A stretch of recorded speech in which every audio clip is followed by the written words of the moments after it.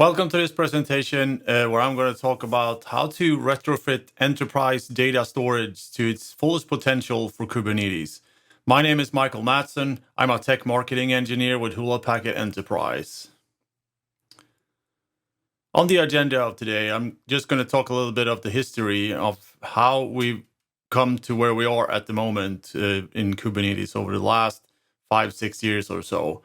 And I'm also going to touch on the topic on how to bring SAN storage to a cloud-native paradigm. I'm going to elaborate a little bit deeper on what kind of facilities are available in Kubernetes and when you integrate your SAN storage appliance into Kubernetes. I'm also going to show an example implementation on how we've done this at HPE and how we've kind of brought our entire primary storage portfolio into a cloud-native paradigm using the interfaces available in Kubernetes. So let's start a little bit about the history.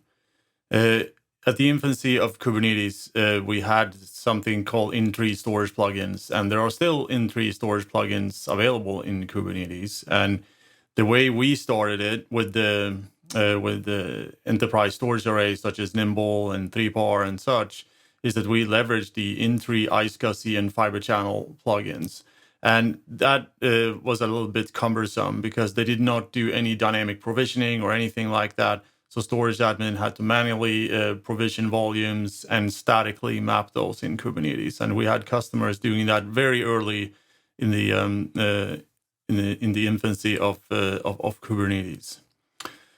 Also, getting drivers into this tree, as an in-tree driver, became very difficult at one point. And you don't necessarily want to manage a bunch of vendors' specific implementation in Kubernetes. And there was a time where they did not accept any more storage drivers. And what came along to kind of bridge the gap to allow storage vendors to still innovate is the Flex Volume plugin that in turn allowed vendors to write Flex Volume drivers.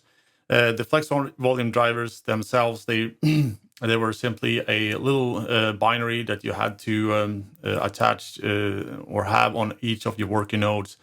Had very primitive APIs and was just really a stopgap to allow storage vendors to get a foot in the door with their customers to ensure that they could leverage their storage appliances with Kubernetes. Where we are today is that we have the container storage interface specification that is managed outside of the Kubernetes project, and that allows us as storage vendors to do a lot of innovation on top of Kubernetes, to allow snapshots, cloning, and kind of bring our special capabilities into Kubernetes that we have as our main differentiators and such.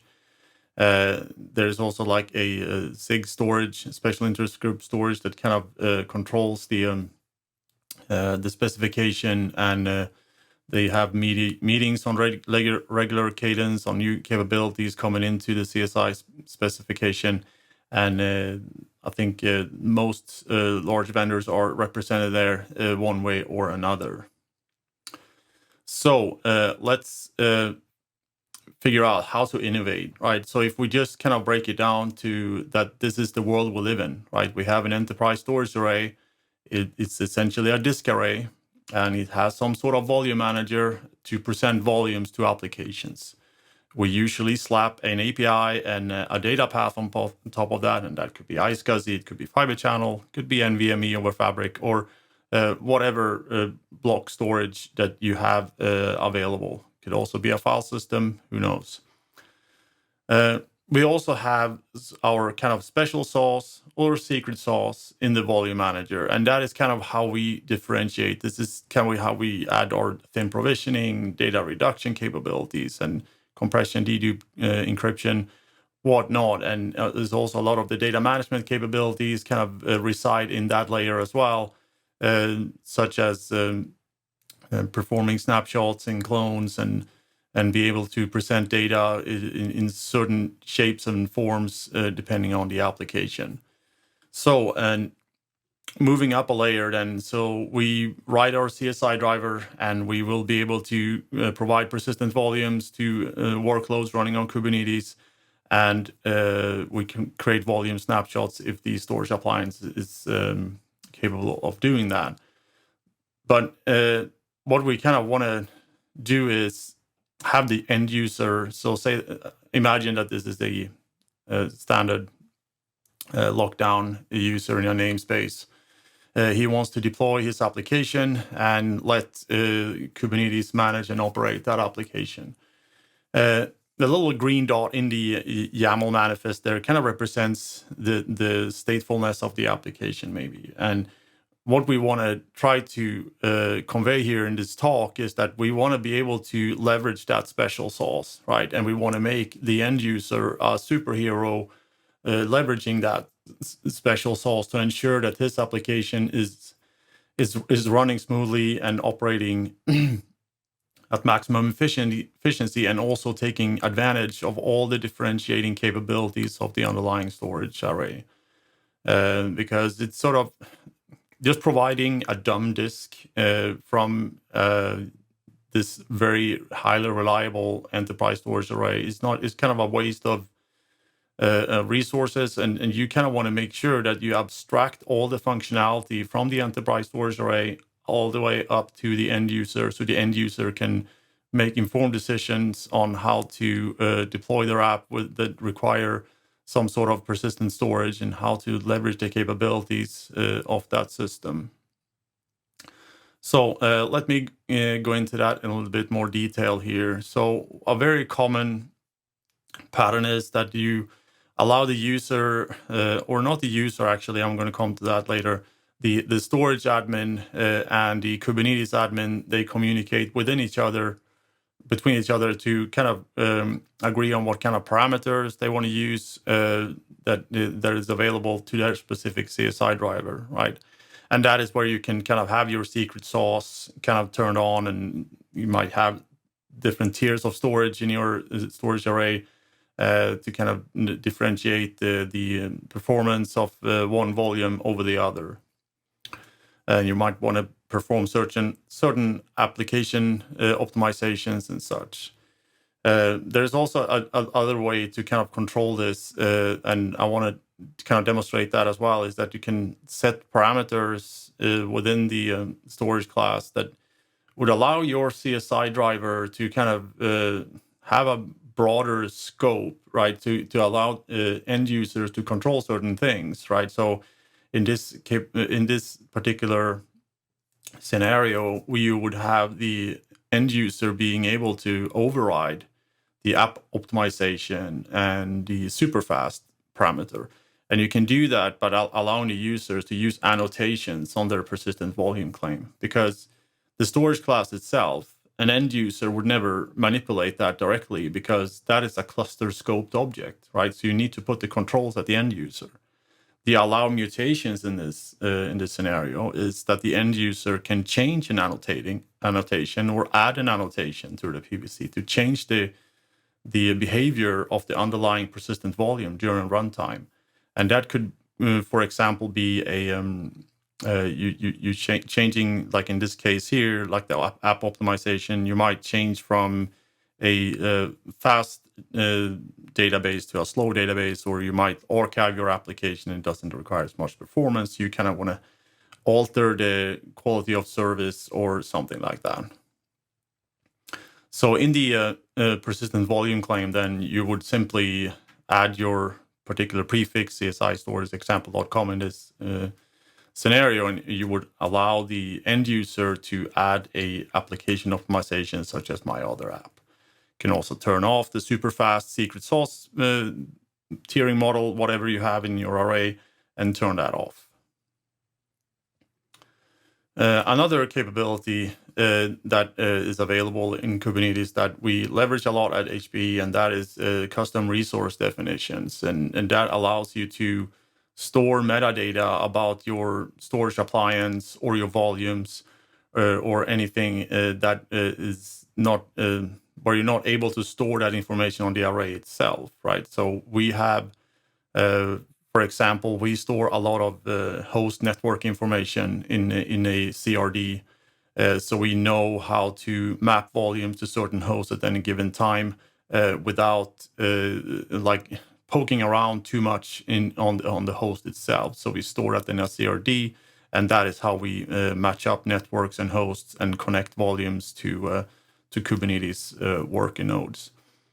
Another example that I have on top of my head is that we build very complex replication relationships between volumes and different arrays between two different arrays and such, and all that information is stored in Kubernetes as a CRD. Another clever trick that is available to us as block storage vendors, you can also use this if you're a file system vendor, right? And that is that you have full control of the attach and detach of the volume on the host itself, right? So, and that's where you can insert certain device handling tricks, as I call them here, like providing volume encryption. You would be able to have a hook to mount a remote file system. You can control some security aspects. You make the volume completely immutable. You can use data masking if you're like presenting special devices that present themselves as databases and such, right? So that is kind of where you would insert that functionality. There are a lot of host utilities out there. I mean, we use standard looks and dencrypt, for instance, to provide volume encryption. And that is just one example on how you can use those facilities that are available in standard Linux, essentially. I also want to kind of glance over the CSI driver that we have at HPE here and how we kind of put this all together, right? So we have the, excuse me, the CSI driver itself is a kind of a common layer, right? So we have a CSI controller driver and a CSI node driver. And then we have a interface called the container storage provider. And that is basically a very thin API to provide volume provisioning, create snapshots, create hosts and things. And that is basically the API that our storage platform engineers interact with when they write new drivers, right? So we have one container storage provider for Alletra 6000 and one for Alletra 9000 that is compatible with the platforms that has the same pedigree, like Primera and 3PAR and so forth. And we can also invite others to like third-party implementations and such, because the container storage provider API is an open API that is available to anyone for use. You will only write that thin that thin API layer. Basically, it's just an API gateway to your particular storage system. And then the CSI controller driver and CSI node driver will take care of all the provisioning and such, and all the host complexities that comes with it, like discovering LUNs and such. And with that, I want to caveat that this is primarily an iSCSI fiber channel implementation today, where we have NVMe over Fabric on the roadmap. But that said, we have done a lot of innovations, right? So we have a CSI sidecar containers that allows us to do the volume mutation that I just showed you to allow users to alter the behavior of the volume. We already implemented volume and snapshot groups that is already available to our underlying storage systems. I know that is coming in the official container storage interface specification, but we had to use that feature to implement something else that we are working on. We also have the ability to spawn NFS version 4 NFS servers on top of your Kubernetes cluster to provide read-write many and read-only many persistent volume claims besides the read-write ones, which is only available for SAN storage. We also have now in beta an ancillary deployment which exports like metrics to Prometheus that allows you to use our array exporters with the CSI info metrics provider to correlate performance information and how many volumes are provisioned in a certain cluster from a certain storage array and such. And customers been asking for that functionality for quite some time. So And I hope this this presentation was interesting for you. If you want to get involved here, please reach out to me at michael.mattsson@hpe.com. You can find more information at hpe.com/storage/containers, and hope to see you at KubeCon. Take care.